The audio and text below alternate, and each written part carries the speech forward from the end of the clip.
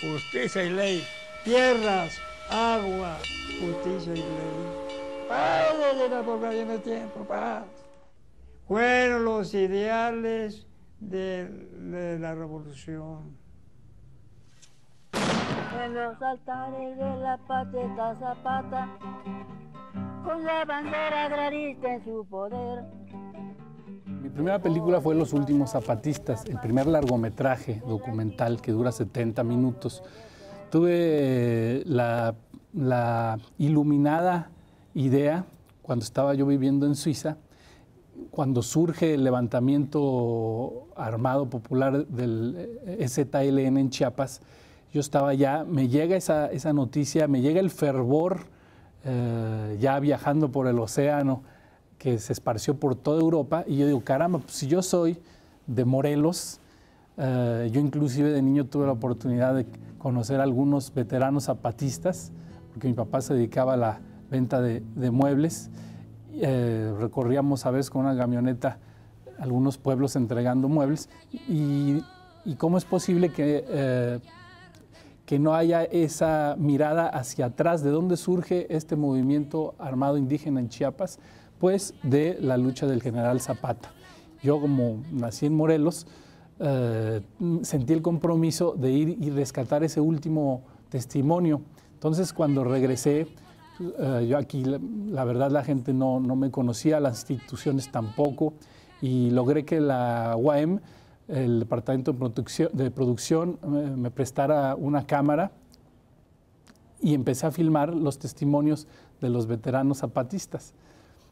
Fíjate, te voy a contar una anécdota. Estaba yo en Tepoztlán y me estaba comiendo una quesadilla de chapulines, de las cuales soy un gran entusiasta, y estaba a un lado mío un viejito, un ancianito. Entonces le pregunté a la señora del puesto, oiga, ya porque termina él de comer y se va, y le digo, ¿y este señor? Dice, no, este fue zapatista. ¿Cómo se llama? Don Valeriano. Ah, Valeriano. No, pues me quedé con esa inquietud, y lo fui siguiendo hasta que llegó a su casa en el barrio de la Santa Cruz, y ya le toqué y le dije, ¿me permite platicar con usted? Sí, cómo no. Y me empezó a contar sus anécdotas como soldado zapatista. Y por eso quiero irme con usted para pelear contra esos tiranos. Fue cuando me dijo, ¿cuántos años tienes? 14 años, mi general. Estás muy chico, dice. Si te doy un arma, está más grande el arma que tú, dice. A eso vengo, general. Valeriano Villamil era casi un niño de 14 años en Tepoztlán cuando las fuerzas del gobierno carrancistas llegan a Tepoztlán y les dicen a los hombres del pueblo, nos vamos a reunir cerca del cementerio, va a haber una asamblea para que les vamos a explicar qué es a lo que venimos a este pueblo. Entonces fueron todos los hombres y con armas en la mano los hicieron cavar sus tumbas y ahí mismo los mataron. Y Valeriano vio eso. Cuando se enteró, ya su padre estaba muerto y en una fosa común. Entonces él decide darse de alta con Emiliano Zapata y se convierte en soldado zapatista. Entonces, con Valeriano también aprendí una cosa fundamental en el rescate de la memoria oral, que las historias se cuentan de principio a fin y son heredadas de padres a hijos. En el caso de Valeriano, por ejemplo, yo le pregunté, ¿y cómo fue la muerte de Emiliano Zapata? Y me empezó a contar cómo fue la vida del teposteco. Entonces yo pensé que él no me había entendido mi pregunta y le digo, don Valeriano, no, la muerte de Emiliano Zapata, no el teposteco. Dice, para allá voy.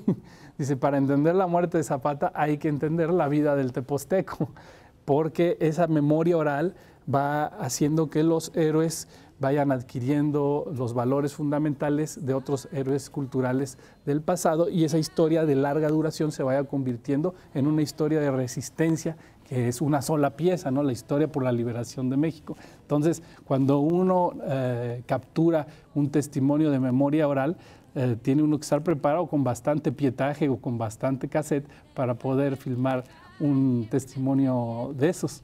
Entonces, esa película de Los Últimos Zapatistas, afortunadamente ganó muchos premios. De pronto me invitaron de Alemania, del Museo de Antropología de Alemania, que les había gustado mucho. Ganó un premio en el Festival Internacional de Cine Latino de Los Ángeles, que promueve Edward James Olmos, un activista y actor de Hollywood. Se fue a Brasil. Tuve la gran dicha de conocer Bahía en Brasil, en las Jornadas Internacionales do Cinema da Bahía. Después se fue a Argentina, estuvo por todos lados. Y el punto culminante surgió cuando el presidente de Venezuela, Hugo Chávez, ve la película Los Últimos Zapatistas y dice, oye, qué interesante, localicen aquí al autor. Y me hablan del Palacio de Miraflores en Caracas y me dicen, usted hizo esa película, sí, queremos que venga aquí porque el presidente Hugo Chávez lo va a entrevistar en el popular programa El Aló Presidente, que es un programa dominical. Y le digo, bueno, pues sí, ¿cuándo? Dice, no, pues ya es el sábado y era un jueves. Y me dicen, tome un avión mañana en el aeropuerto Benito Juárez, ya está pagado, usted vaya y toma su avión y aquí lo vamos a esperar. Entonces apenas si me dio tiempo de organizarme, me fui y efectivamente participé en el programa Aló Presidente y el presidente Hugo Chávez en persona me entrevistó para mí, en ese momento tan importante de mi vida, porque además pude constatar que Hugo Chávez, en primer lugar, es una persona que sabe mucho de la historia de México, obviamente de la historia del continente, una persona muy preocupada por las causas sociales y en persona es una persona tal vez muy diferente a la que los medios de comunicación en México han creado.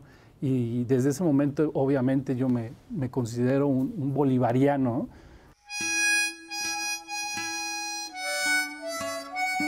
Los Últimos Zapatistas, 13 pueblos y Tintán son las cartas fuertes de Francesco Taboada. Trabajos que han sido reconocidos internacionalmente por su gran calidad y contenido. Cuando empezó a llegar esa ola de invitaciones que pedían nuestras películas para los distintos festivales, universidades, museos de todo el mundo y que nos empezaban a invitar para que nosotros asistiéramos, sí fue para mí una gran sorpresa, ¿no? Gracias al cine, yo he tenido la oportunidad de conocer prácticamente toda la América del Sur, parte del Caribe, Estados Unidos y Canadá hemos ido muchas veces, no porque me guste, sino porque nos invitan, porque yo en realidad prefiero estar en Guatemala que estar en Los Ángeles.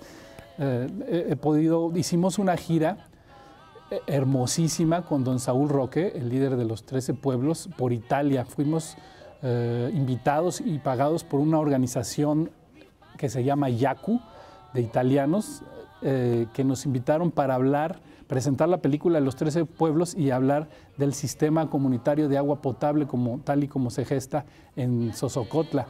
Eso fue una oportunidad porque desde el norte de Italia hasta el sur fuimos presentando la película de 13 pueblos. La película ha estado, por ejemplo, en Irán. Yo acabo de tener la oportunidad de asistir a una retrospectiva que organizó el Festival de Cine de Kerala en India, donde pasaron todas nuestras películas. Hice una gira por toda la India, desde el sur, en la frontera con la isla de Ceilán, hasta la frontera con el Tíbet, en Ladakh, presentando algunas de nuestras películas. Allá se estrenó Tintán en Nueva Delhi, y esas oportunidades han sido únicas, ¿no? 7 caminos de